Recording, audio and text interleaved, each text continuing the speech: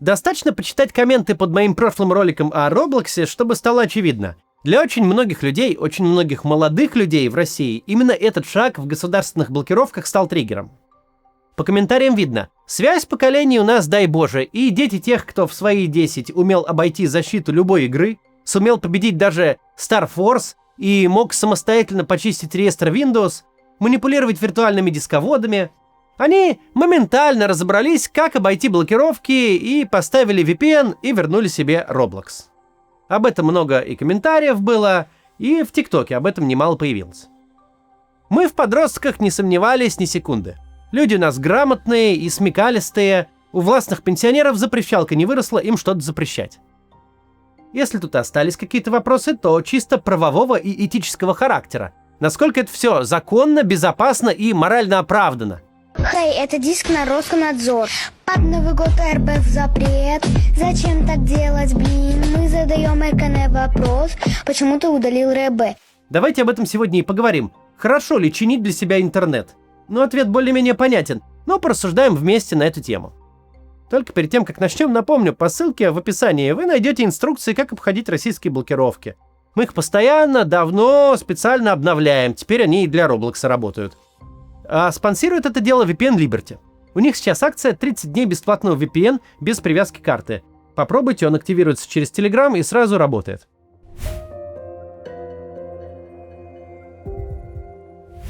Единственная настоящая функция любых правил, законов, регламентов, ограничений заключается в том, чтобы люди жили друг с другом в мире. Чтобы не грабили, не убивали, не строили химзаводы возле детских садов, не будили соседей ночным ремонтом. Законы существуют для людей. Не люди живут ради законов. Есть, конечно, школа права, которая считает иначе. Есть на свете легисты, живущие по принципу «dura lex sed lex». Закон суров, но это закон. Такие люди считают, что написанное на бумаге – это благо само по себе. Но история человечества не единожды и показала. Это не так. Исполнение законов приводило к страшным злодействам, а их нарушение было иногда правильным, а иногда героическим занятием. Чернокожие в США времен сегрегации были правы, нарушая расовые запреты. Потому что делить людей по цвету кожи – это свинство и одичание. Не может быть закона, который бы сделал это правильным, кто бы его не написал и не принял. Вся история последнего полувека в России – это история уклонения от воинской службы. Все, кто не сходил в армию, исключая девушек и реально физически негодных, коих не очень много, нарушали закон. Их родители нарушали закон, врачи нарушали закон, военкомы, преподаватели институтов – все нарушали. Люди давали взятки, занимались подлогом, писали заведомо ложные диагнозы, ставили тройки и закрывали сессии тем, кто эти тройки не заработал. И все они были правы. Потому что служить в российской армии опасно как минимум для здоровья, а иногда и для жизни. Если государству не нужно ни от кого защищаться, а уж тем более, если государство само на кого-то напало, как сейчас, и хочет засунуть вас на год в казарму, то абсолютно нормально, правильно, этично как-нибудь от этого откосить. Как косили ваши родители, как помогали им косить ваши бабушки и дедушки. Уклонение от армии незаконно, но это часть нашей культуры, потому что никакая бумажка никого не должна заставить вместо мнимой язвы желудка заработать на солдатских харчах реальную язву. Конечно, не везде служба в армии калечат. Не везде нужно, наплевав на закон, ее избегать любой ценой. В Израиле не так, в Швейцарии не так, в Финляндии не так. Не везде к призывникам относятся как к мусору, но в России отношение именно такое. У нас в армии и в обычное это время можно было лишь здоровье подорвать и научиться практикам, которые в жизни только навредят. А сейчас, когда вас еще и с крайне высокой вероятностью заманят воевать в чужую страну без внятной цели, подходить к военкомату нельзя на пушечный выстрел. И не важно, что там написано в законе, что говорят по телевизору, что рассказывали на разговорах о важном, если рассказывали вообще. Не годится делать из себя материал для штурмов украинских деревень, и нормально любыми способами от этого уклониться. Армия – это только пример. Очень многое из того, что государство записало в своих законах, не имеет ничего общего с адекватным поведением нормальных людей. Государство у нас сломанное и пропагандирует черти что. Вам не нужно заводить детей в школьном возрасте, и вообще ваши роды – не государственное дело. Да, это нормально встречаться с тем, с кем хотите. Неважно, какого он пола, неважно, что думает об этом депутат Госдумы. Нормально смотреть, что хочешь, играть во что хочешь, быть с кем хочешь и заниматься чем хочешь. Планы государства на вашу жизнь и вас лично формируются не в ваших интересах. У нас сейчас сверху вниз государство пронизано архаичными и довольно глупыми идеями. Чиновники хотят навязать людям идиотскую картину мира, в которой Запад и Украина нам враги, а Северная Корея и Иран – друзья. Они пытаются вписать это в законы, но это их проблема. Сами государственные лидеры соблюдать ничего из этого не собираются. У них мало того, что ворованные дворцы у всех, так еще у каждого поборника морали по 2 семьи на стороне, а у каждого борца с западным влиянием дети в Америке, Англии или Франции. Они сами не соблюдают то, что предлагают, значит и вам тем более не надо. Законы такого аморального государства, как наше сейчас, надо воспринимать исключительно как потенциальную угрозу. То есть не нужно делать то, за что вас могут посадить, или как-то иначе сильно вам навредить. Откосить от армии лучше легально. Спросите у родителей как, они наверняка знают. А за установку VPN и нелегальную игру в Roblox или коммуникации через Telegram никакой ответственности нет. Нет даже штрафа. Так что это смело можно делать и забить на любые внушения политруков. Да, придется разобраться, где нарушения опасные, а где нет. Это все максимально запутано. Но разобраться можно. А вот жить в страхе, пытаясь соблюдать все ограничения и выполнять все хотелки такого государства, как наше, это никуда не годится.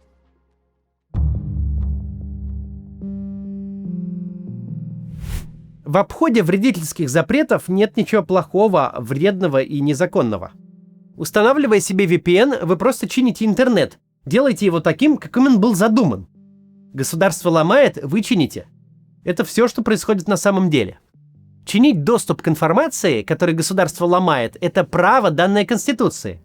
У государства нет прав ограничивать вас в доступе к информации. У вас есть право свободно ее получать.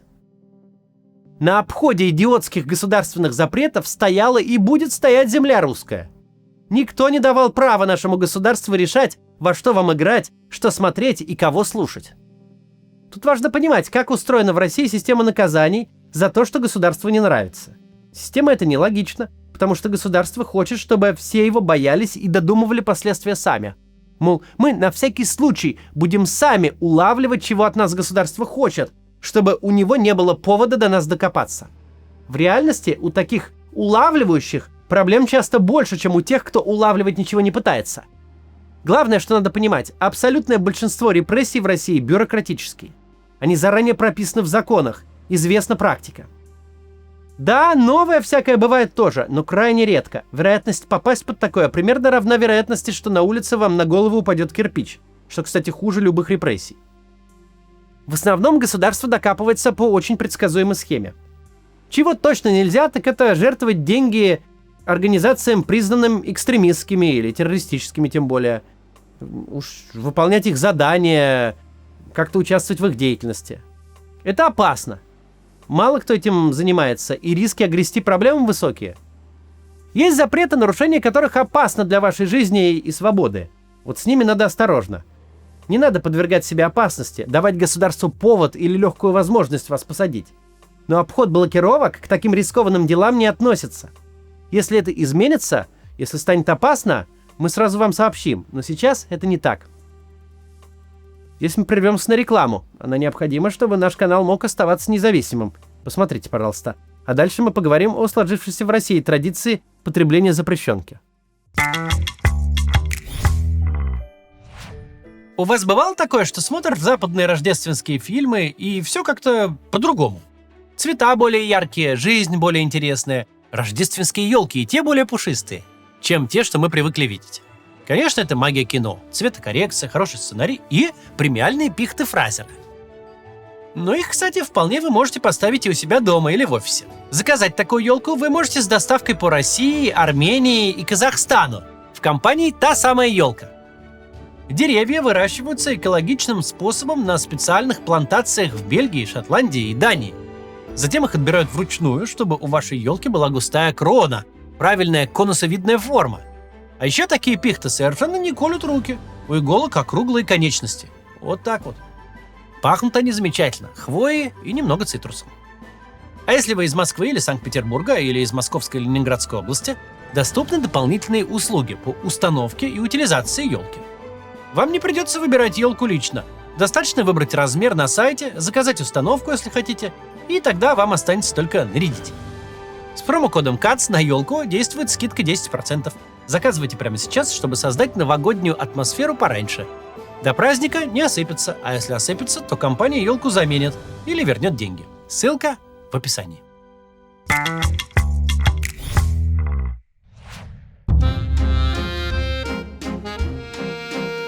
Продолжим. Не так уж долго у нас в России длились времена, когда государство людей не задалбывало и не лезло куда не следует. Лет так всего 25. До этого был Советский Союз. После этого государство снова сошло с ума. Слушать запрещенку, смотреть запрещенку, читать запрещенку – это в России национальный спорт. Традиционная ценность и духовная скрепа. Настоящая. Есть обычай на Руси ночью слушать BBC. Вот это настоящая традиция, идущая через поколения, а не кокошники и хлама. Держать фигу в кармане, публично кивать гривой начальству, а дома читать Солженицына и Бродского – это также признак элитарного потребления. В былые времена это было доступно не каждому. В глухой таежной деревне вы не поймаете BBC, а читать самиздат вы можете только если у вас в друзьях есть профессор физтеха или МГУ, который его по ночам перепечатывает. Пластинка с запретной музыкой стоила ползарплаты. Контрабандные джинсы могли и несколько зарплат стоить. Послать государство к лешему всегда было дорого и престижно. Не каждый мог себе это позволить. Сейчас это дешево и удобно. Стоит условно 500 рублей в месяц, а то и бесплатно. Вам не нужно иметь друга, который ездит за границу и в трусах привезет томик Булгакова. Это огромный прогресс, которым хорошо бы пользоваться. Фига государству стала дешевой как никогда.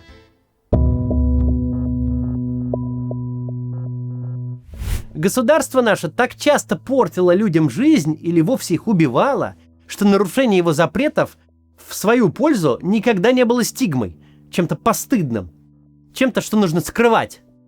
Обмануть государство – дело всегда почетное, повод похвастаться. В обороте наличка, на счетчике магнит, в договоре МРОТ. Это все имело разные последствия для практикующих, но никогда не воспринималось обществом как что-то аморальное. Никто и никогда не возмутился тем, что встречный поток на трассе предупреждает о гаишниках, моргнув дальним светом. Кого-то могут посадить за неуплату налогов, за дробление бизнеса, но в глазах нашего общества такие люди не злодеи. Никто не возмущается и не думает, что очередная звезда инфобизнеса украла деньги у детских садов и у школ. Все понимают, что, уклоняясь от налогов, она не дала чиновнику купить новый особняк. Так тоже далеко не везде. Если в Дании вы будете нарушать правила, числиться безработным, но ездить на BMW и выбросите коробку от пиццы не в тот контейнер, на вас тут же доложат соседи. Там много своих проблем, но в целом там общество правила уважает, потому что правила пишут избираемые обществом люди, и эти правила служат самому обществу. У нас же правила часто служат целью людей либо задолбать, либо обобрать. Нарушение таких правил никого не парят. Скорее вас попросят инструкцию по установке и настройке VPN, чем осудят, что вы это сделали. Не очень это хорошо для правосознания в целом. И вообще так быть не должно. Хотелось бы, чтобы и у нас правила писались для того, чтобы их все соблюдали. Для людей. Но сегодня с таким государством жить можно только нарушая правила. И все это знают.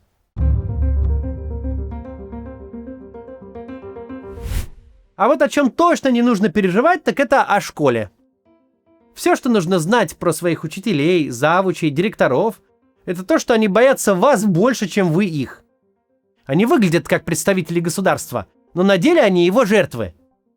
Наше законодательство, регулирующее школы, устроено так, что с ребенком сделать нельзя абсолютно ничего. Если завуч в припадке ярости, обнаружив у вас VPN на телефоне, начнет вдруг грозить отчислением, помните, в России нет ни единого устава образовательного учреждения, где была бы возможность отчислить учащегося. Это сделать нельзя никак.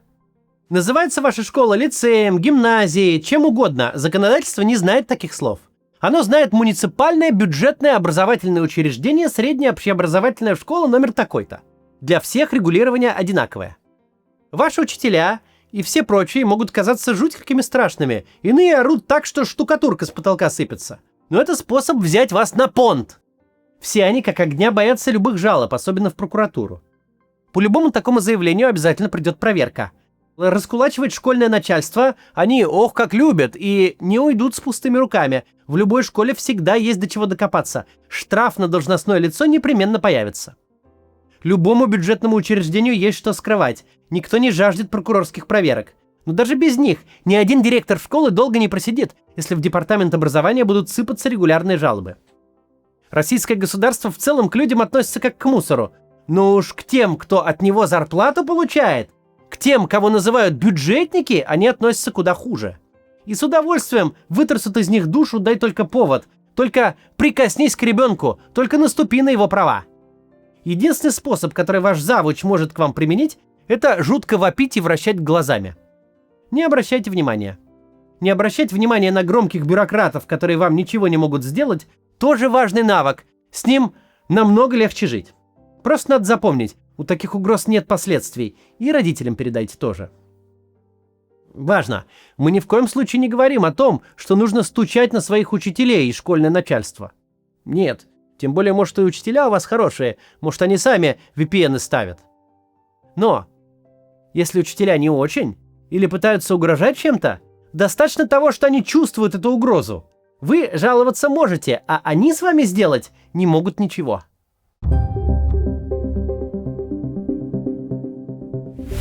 Российское государство так устроено, что его можно использовать против самого себя.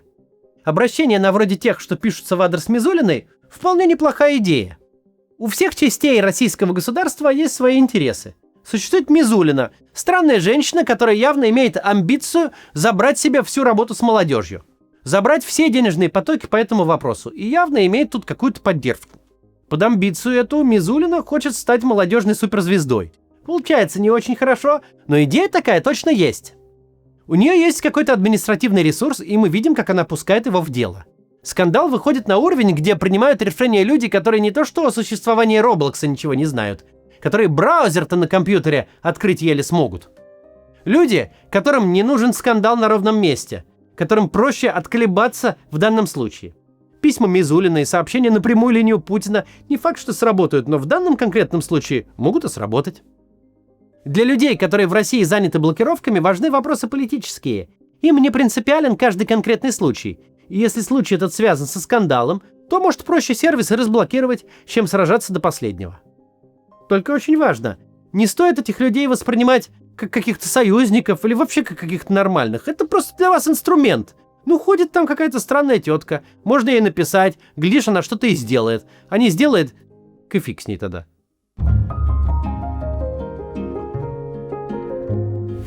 Сложно тут давать советы родителям, потому что, судя по всему, они уже во всем и сами разобрались. Единственное, что может беспокоить, это вопросы легальности и безопасности, которые мы уже постарались немножко здесь затронуть. Понятно, что россияне боятся государства и правильно делают.